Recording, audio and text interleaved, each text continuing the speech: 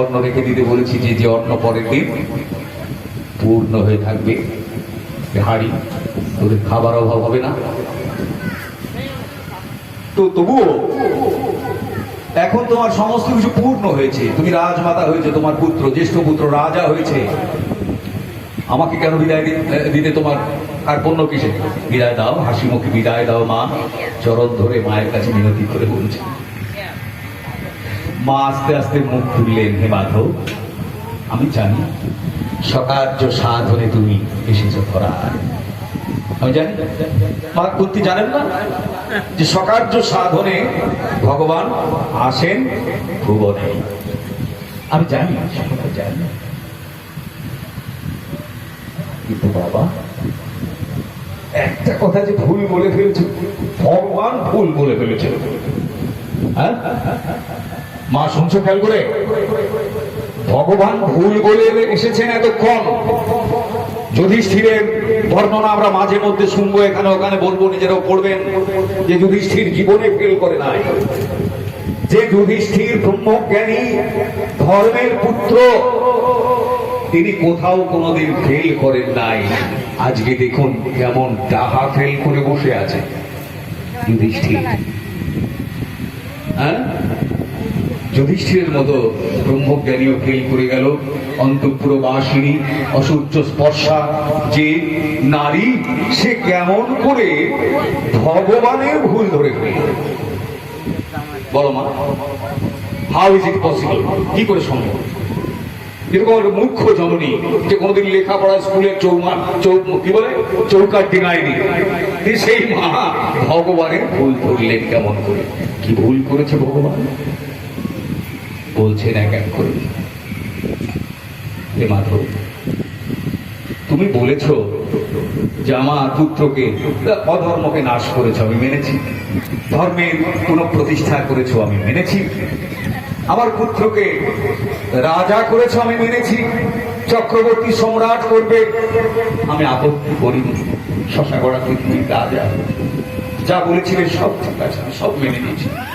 কিন্তু তুমি দুটো ভুল বলেছ, একটা নয় দুটো। কি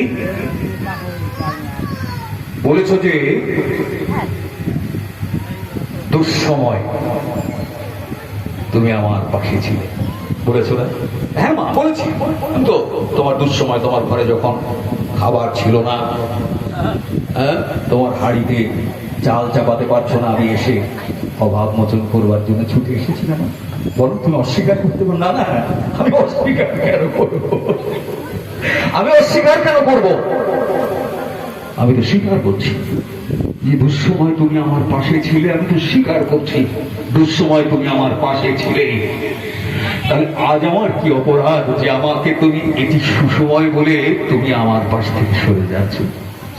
ভগবান আমার কাছ থেকে চলে যাচ্ছে, এটি কি আমার জীবনের সুসময়? আমার কোন সুসময় দিয়ে তুমি আমার কাছ থেকে সরে যাচ্ছ? এটি কি আমার সুসময়?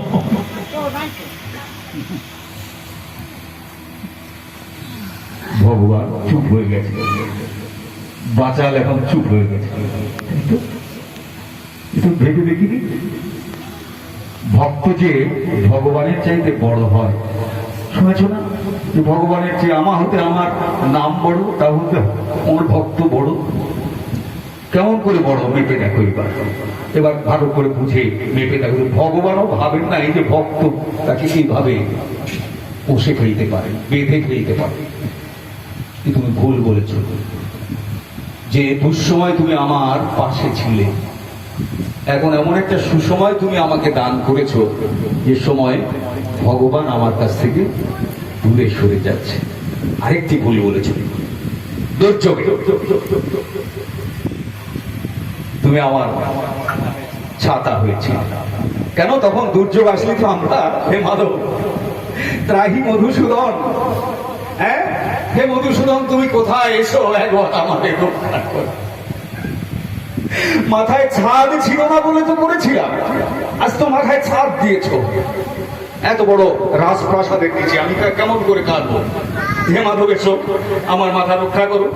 হ্যাঁ, এই ঝড় ঝঞ্ঝা থেকে, জলোচ্ছ্বাস থেকে আমাদের উদ্ধার করো, রক্ষা করো। হে হে মাধব, যদি সত্যি সত্যি তাই হয়, যদি তুমি এই ভুল ফেরত না নাও, যদি তুমি এই ভুল ফিরিয়ে না নাও, তাহলে আমায় কথা দাও, আমার সেই দুর্যোগ, সেই দুঃসময় আবার ফিরিয়ে দাও।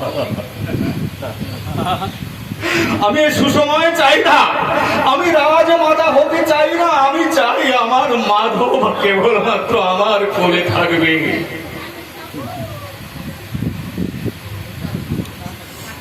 এই কথা হচ্ছে ভগবানের।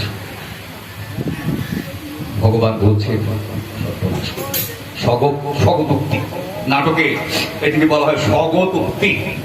নিজের মনে মনে ভাবছেন, তাই তো, যে আমি কি করে ফেলেছি, ভুল করে ফেলেছি, তো শুধরাতে নিজেকেই হবে। এইবার হচ্ছে মা কেমন করে কষে ধরে আসল জিনিস পেয়ে গেলেন, দেখো কি করে পেয়ে গেলেন। এখন ভগবান বলছেন, মা আমি কি তোমার মতো মাকে ছেড়ে কখনো যেতে পারি? আমার কি এত বড় সাধ্য আছে মা? আমার সবচাইতে যে ওই ক্ষমতাটা কম যে আমি আমার ভক্তকে কখনো কৃষ্ণ। আমার জগদানন্দ আমাকে ছেড়ে কখনোই যেতে পারেন নাই, তার কথা, তার প্রতিশ্রুতি দাপর যুগে দিয়ে এসেছেন, তা ত্রেতায় দিয়েছেন, সত্যে দিয়েছেন, অনন্ত যুগ যুগ ধরে কথা দিয়েছেন, আমি আছি, আমি থাকবো, আমি ছিলাম। নিবেদনে আমার কাকামণি লিখেছেন, কত চমৎকার কথা লিখেছেন। তাই তাকে হারাবার ভয় আমরা কখনো ভীত নই, আমরা জানি তুমি আমাকে ছেড়ে কখনোই যেতে পারবে না, তবে আমার দায়িত্ব হচ্ছে চরম ছেড়ে যেন আপনার না। আমি তো নির্ভুল মানুষ, আমি তো ভুলে যেতেই পারি, তুমি ভুলতে পারবে না। এটিকে নিবেদন করতে হচ্ছে। তো ভগবান যখন কুন্তিকে কথা বলছেন, কুন্তি মানতে রাজি নয়, আমি প্রমাণ চাই।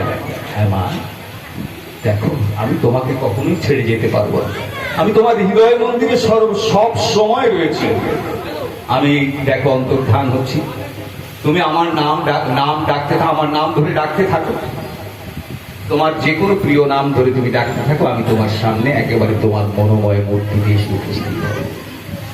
মা কুন্তি তাই পরীক্ষা করে দেখলেন, একবার দুবার তিনবার, যখন ডাকতে ডাকতে ব্যাকুল হয়ে পাগলিনী হয়ে যাচ্ছেন, ভেতর থেকে বেরিয়েছে সামনে, আমি আজ এসেছি, আমি তোমার সামনে এসেছি।